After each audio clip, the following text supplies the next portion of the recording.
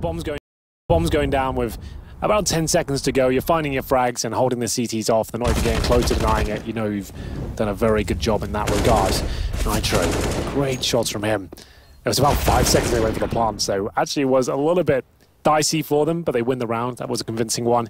James saves the AWP, but I don't think they can afford much to go with it as Team Liquid edge the lead just now. Round 8. Not much invested. James will be making his way towards the middle area with the AWP. Look for that first pick again, this time unable to leg. But he has spotted players crossing towards playground, so that confirms it's not a B rush at least. Got 3 HE grenades on the CT side. They're going to wait for a commitment to a bomb site and try and drop them. Or just choose a time and try and choose a choke point. We'll see. Find one here. You just get that. He's going to find one here. You just get that feeling. If he keeps going just that step further. Ooh, Fountain, it's a risk. He's aware of it. He knows he's alone on A as well, so it'll be a massive risk if he goes down that early. But he certainly knows they're at the front of the bathrooms. And they're so confident in James that even when they had guns, okay, this time they're trying it because they've got pistol soloed out toward long. Yeah, if you know you're against a team that's running slow defaults, might as well send 4B at the start. The AWP feels comfortable. Overpass actually pretty fast in terms of transitions. You can have 4 towards B with one at Heaven, for example. You can get to A very quickly. And they've left A completely open here. And that's, to be fair, James got the AWP and maybe doesn't feel safe right now. Wants to go join the stack as they execute towards A. The smokes towards the bomb site. Pretty standard stuff here from Liquid. They just want to go in together as a 5-man unit. They know there's an AWP up, so they're going to use every smoke they can, all the flashes, eradicate any potential threats. And that's going to be round. A slow-paced team, this Liquid squad, aren't they? This is not traditional North American Counter-Strike at all. Like, normally it's quite scrappy and heads up, and they're playing a very slow, disciplined game. It's good to see they haven't taken any damage here. No mistakes, no rushes B. It's actually a very good round from them. If you don't find any kills in CS and you get the bomb down, it's a very good one.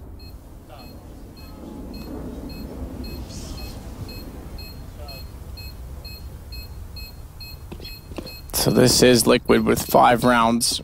3 in a row based on bomb plants, though, so AVANGAR certainly playing a slow game as well on the CT side, but keeping money up more importantly.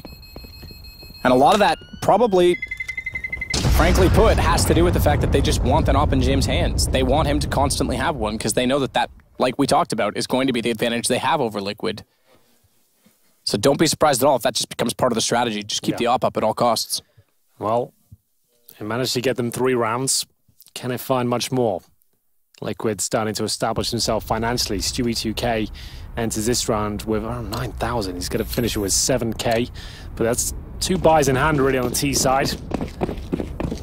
Round 9, AVANGAR did save the AWP. Got the AUGs now, the M4s, 1 kit.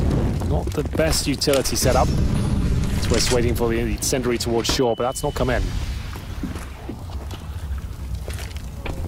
Twist with a nade to the barrels. They're actually just forward of that mark, so it's only going to do... Oh, the second one, though. I was going to say only going to do minor damage to Fish. The second one absolutely slaughtered him, and then Elise spraying in caught him off. That's exactly the kind of start that Liquid do need. Finally, they get a pick. They dinged Crizzen as well, but James, he's answering back. That's not bad. It's going to be Stewie 2K. Just checking out the close-range corners there. And this, again, playing into the op. He's twice now been on the A side alone. They've identified that. He's managed to save. Now he brings it over to B.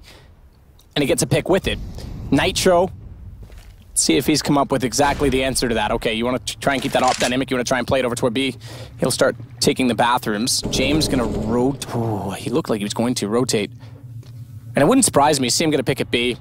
Start to switch back and forth, keep them guessing, rotate back to A late, but he's staying there. Just enough presence from Liquid, and that's where he'll be found until now. The rotation comes in. Has Nitro done enough to get them inside of the site? Because he doesn't have any information as to what lies inside of A. This is the slowest game, probably all majors so far, to be completely honest. It's not weird. Just a slow T side, it's a slow CT play. Yeah, no one wanted to make a mistake here. But as the time ticks down, that only favors the CTs. Naf, though, doesn't miss many 1v1 dual shots. That's a huge kill. Yeah, because Keeker would have been behind them all going into the bathrooms, and that would have pinched them and pulled them away from James, who wants to get his op in position. Missing a shot behind the smoke. Is this where they call it already? Yeah, I think so. I think we're going to see this. Don't be surprised if AVANGAR, pending a complete slaughter from Liquid, they call a save every single time they're down a man in the retake. It's a very slow-paced game, very methodical, and it takes a lot of discipline in the CT team to keep saving like this. Like, you've got James there chomping at the bit to get frags and get stuck in. But you've got to think of the implication there. Like, it's going to be... Go on. Well, I was going to say, here's the one thing. He's got 3,100 now. He's going to be in range of getting an op-out, save or not, next round. So it may come to a point where they say, right, let's go. Let's go what? For the retake. Okay. If you know what I mean. Rather than save every single round. If he has one in hand, if he can save up enough, then they might just say, right, this is the one we try for. Yeah. Well, they'll be saving this round, and we'll see James hold on to the AWP once again, bust up, Crizin hold on to their Orcs and M4s, but Stewie, with that initial grenade, set the kill up for Elise very nicely, and we'll see that B bomb site crumble down around them. Nice plays from Liquid, very slow using the HGs, taking a leaf out of the Astralis book it seems. Round 10. Still no wall on that T side, and they don't really need one. Seems like the rifles are very effective. Elise still maining the creek. And here comes the flashbang towards connector. No one there to receive it. Now fly with the spam towards short. Stop anyone pushing that position, but damage inflicted.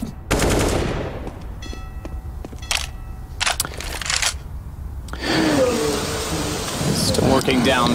He's still working in down. The underpass. I love hearing myself twice. I love hearing. As if it's not bad enough to hear me once. It's fixed, I think. We're good. Either way, Stewie's still working out from the stairwell. Little pop flash around the corner. He went down early in the rounds, or I should say in the half, when he had a pistol. Round 4, I think that was, when they got Kickerts down there, and then they had the op up above for James to hold off, as so often they've tried to do. And they're still trying to go for a boost for James this time as well to see above the smoke, but it's now gone away, faded out. Kickert's going to try and get another one in position. One of the youngest guys in this event. We did lose our youngest, last week.